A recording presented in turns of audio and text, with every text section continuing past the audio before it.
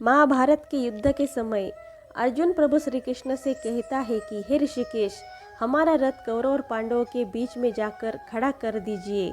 मैं यह रणभूमि में आए हुए अपने आप्त इष्ट और सगे संबंधी को एक बार अच्छी तरीके से देखना चाहता हूँ। ऐसी अर्जुन की प्रार्थना करते ही भगवान श्री कृष्ण अपना रथ कौरव और पांडवों के बीच में जाकर खड़ा कर देते हैं। अर्जुन दोनों पक्षों को निहारते हुए कहता है कि पितामह भीष्म, भूरिश्रवादी चाचा द्रोणाचार्य, आचार्य शैल मामा, दुर्योधन बंधु अभिमन्यु, पुत्र पौत्र अश्वत्थामा और मित्र परिवार ससुर जी, निरपेक्ष उपकार करने वाले स्नेह संबंधी आप्त सगे रिश्तेदारों को देखकर मन में खिन्न हुआ और अत्यंत व्याकुल होकर भगवान श्री कृष्ण जी से कह रहा था कि हे केशव, यहाँ युद्ध में आए हुए मेरे सभी गुरु बंधु इष्ट मित्र और समीप के रिश्तेदार हैं। अर्जुन कहता है कि हे केशव, मेरे सभी रिश्तेदारों को देखकर आज मेरा मन बहुत दुखी हुआ है और इन्हें मारने के लिए मेरा गांडीव धनुष्य भी मेरे हाथों से छूटकर जमीन पर गिर गया है। मुझे मेरे यह आप्तजनों का और रिश्तेदारों का इस समय मोह हो रहा है। जिसने भगवान शिव जी को युद्ध में जीत लिया था, वही श्रेष्ठ धनुर्धारी अर्जुन को आज इस युद्ध के अवसर पर मोह हो गया है। जिसका हृदय वज्र के समान कठोर, जिसके विजय की कीर्ति दूर दूर तक फैली है, वही अर्जुन आज युद्ध के समय पर अपने रिश्तेदारों को देखकर मोह में डूब गया था। भगवान श्री कृष्ण जिसे कहता है कि हे, आज के युद्ध के समय अपने रिश्तेदारों पर मैं बाण नहीं चलाऊंगा, मैं इन्हें अपने हाथों से आज नहीं मार पाऊंगा। इनको मारने की सोच से ही मेरा मन बहुत दुखी हो रहा है।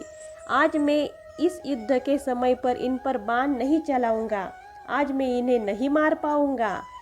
मेरे इस सभी रिश्तेदारों को मारकर हमारा कल्याण नहीं हो सकता, इन्हें मारकर हमें सुख नहीं मिल सकता। यह सब मुझे आज विपरीत लग रहा है। मुझे इन सभी को मारकर विजय होकर मैं राज सुख भोगूं, ऐसी विजय मुझे नहीं चाहिए और ऐसी कीर्ति भी मुझे नहीं चाहिए। जिनके लिए राज सुख प्राप्त करना है, वह तो हमारे आप्त रिश्तेदार स्वजन सभी तो यहाँ उपस्थित युद्ध में खड़े हैं। क्या इनको मैं मारूं जो कुल में पुत्र प्राप्ति की इच्छा रखते हैं? क्या इस इच्छा का फल इन सबको यह मिलना चाहिए जिन्होंने हम पर असंख्य उपकार किए हैं, हमें जी जान से प्यार किया है? क्या उन्हें हम हमारी गांडीव धनुष्य से मारे? यह सब मुझे आज इस समय पर उचित नहीं लग रहा है। मुझे यह सब विपरीत लग रहा है। गुरु आचार्य, पिता बंधु चाचा मामा सभी मुझे आदरणीय और पूजनीय है। इन पर मैं अपने धनुष्य के बाणों का वर्षाव कैसे कर सकता हूँ? इन सब को मारने का मैं स्वप्न में भी कभी सोच नहीं सकता। इन सभी के हम पर असंख्य उपकार है और गुरुजनों और स्वजन इष्ट रिश्तेदारों के लिए मैं अपने प्राण त्यागने को तैयार हूँ। इस युद्ध में दुर्योधन ने मुझे मारकर तीनों लोग भी जीत लिए तो भी मुझे कोई आपत्ति नहीं होगी केशव, लेकिन इस समय में यह अपना गांडीव धनुष्य उठाकर मैं अपने रिश्तेदारों को नहीं मार पाऊंगा और इन्हें मारकर मुझे कोई राज भी नहीं चाहिए और ना ही कोई राजसुख कीर्ति मुझे चाहिए। हे जनार्दन, राजा धृतराष्ट्र के पुत्रों को मारकर हमारा कोई हित नहीं होगा, उल्टा हमें इनकी हत्या का पातक जरूर लगेगा। इन सभी को मारकर हमें जो राज मिलेगा, जो राज सुख और कीर्ति मिलेगी, इस राज और राज सुख का कोई आदर भी नहीं करेगा और इस पाप के कारण मैं तुम्हारी सामने खड़ा कैसे रह पाऊंगा? क्योंकि जहाँ कुल क्षय होता है, वहाँ सभी पापों का संग्रह होता है। हे श्री हरि, उस समय मैं तुम्हें कहाँ ढूंढूंगा? हे केशव, इन सभी को मारकर मेरे पुण्य का विनाश तो हो जाएगा और हे केशव, तुम्हारे चरण भी मुझसे बहुत दूर चले जाएंगे, तब मैं तुम्हें कहाँ ढूंढूंगा? जिस प्रकार बगीचे में अग्नि लगने के पश्चात वहाँ कोई पक्षी नहीं ठहरता, उसी प्रकार पुण्यक्षय होने के पश्चात आप भी मेरा साथ छोड़ देंगे और मैं माया के अधीन हो जाऊंगा।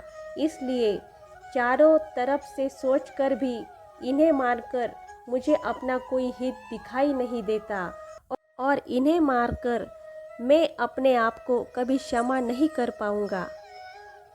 इस युद्ध का भयंकर परिणाम अगर दुर्योधन नहीं समझ पा रहा है तो क्या हुआ, मैं तो समझ पा रहा हूँ।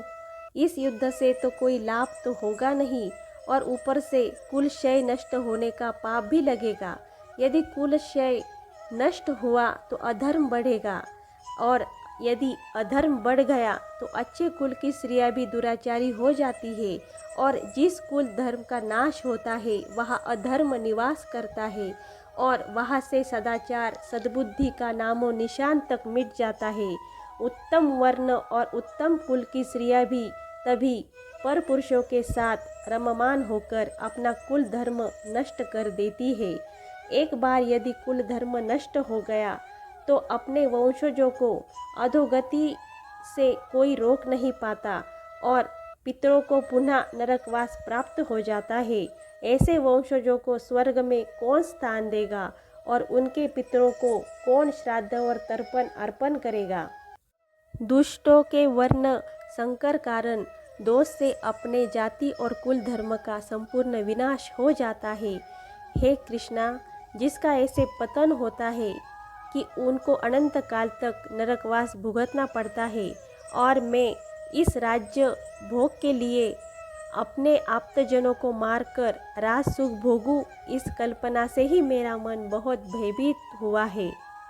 अब मैं शस्त्र नहीं उठाऊंगा, चाहे ये कौरव मेरे प्राण क्यों न ले ले। मैं अब यह युद्ध नहीं करूंगा, मुझसे यह पाप नहीं हो सकता। ऐसा अर्जुन निश्चय पूर्वक भगवान श्री कृष्ण जी से कहकर अपना धनुष्य रथ के नीचे रख देता है और अत्यंत उदास होकर रथ के नीचे बैठकर रोने लगता है। यह सब बातें श्री कृष्ण से कहकर अर्जुन ने हथियार डाल दिए और युद्ध से मना कर दिया।